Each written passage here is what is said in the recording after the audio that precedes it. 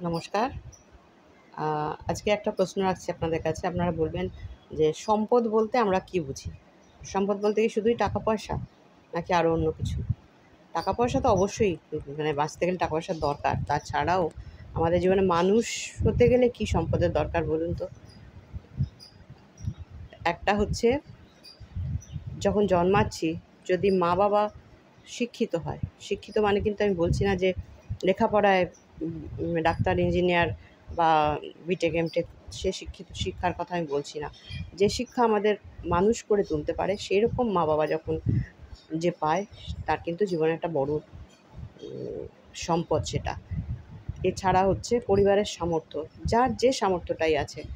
আম কারোর একদম প্রত্যেকদিন মার্সিডিজে করে যাওয়ার সামর্থ্য, কারোর হয়তো তার থেকে নিচে। কিন্তু যে সামর্থ্যটা সেটাও কিন্তু সম্পদ। যদি কোনো কিছুই না থাকতো, ফুটপাতের তলায় মানে ফুটপাতে গাছের তলায় যারা মানুষ হচ্ছে, সেখানে তো বলা যায় কি যে সম্পদ আছে? বলা যায় না। এগুলো কিন্তু বড় সম্পদ।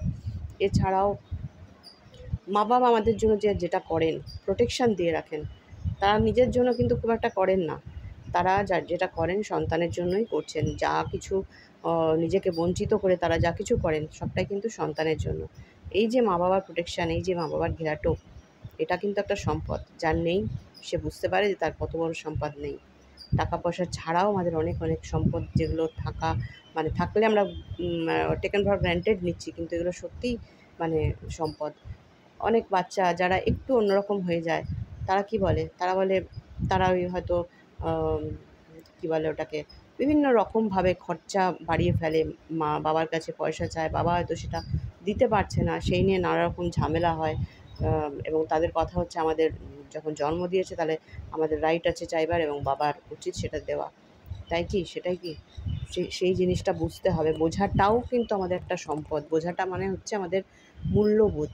আমরা কতটুকু চাইবো, কতটুকু নেব, কতটুকু আমাদের পাওয়া উচিত, কোনটা সঠিক, কোনটা বেঠিক, কোনটা মানে আগে করা উচিত, কোনটা পরে করা উচিত, কোনটা মা-বাবার কাছে বলা উচিত আর কোনটাতে মা-বাবাকে চাপ দেওয়া হচ্ছে। এই যে জিনিসটা, এটা হচ্ছে মূল্যবোধ। এটাও কিন্তু একটা সম্পদ আমাদের।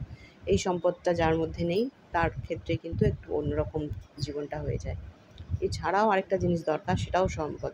সেটা হচ্ছে সহমর্মিতা বোধ। আমরা যদি সবসময় নিজেদেরটা ভাবি, নিজেদের ছাড়া কিছু না ভাবি, আমারটা পেলেই হলো, সেটা কিন্তু ঠিক নয়। আমরা যখন অন্যের জন্য ভাবছি, মানে নিজের ইচ্ছায় যখন অন্যকে কিছু দিতে চাইছি, অন্যের কথা ভাবছি, অন্যের কথা ভেবে কষ্ট পাচ্ছি, এটা হচ্ছে সহমর্মিতা বোধ। আর এই সহমর্মিতা কিন্তু শুধু যে সম্পদ তাও নয়, এটা কিন্তু আমাদের চেতনার, আমাদের মননের সৌন্দর্য।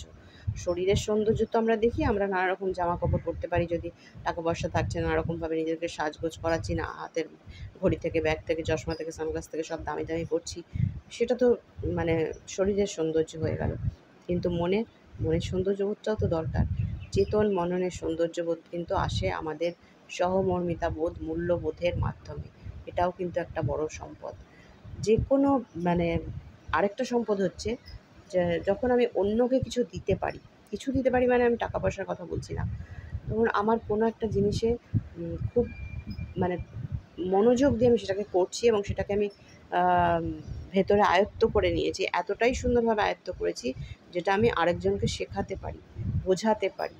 এটা কিন্তু একটা বড় সম্পদ। সেটার জন্য দরকার হয় একাগ্রতা বোধ।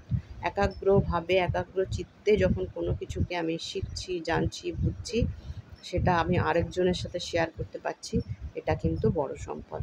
সুতরাং টাকা পয়সাটাই সবথেকে বড় সম্পদ নয়। মানুষ হওয়াটা দরকার। মানুষ হতে গেলে কিন্তু আমাদের এই সম্পদগুলো থাকাটা একান্ত জরুরি।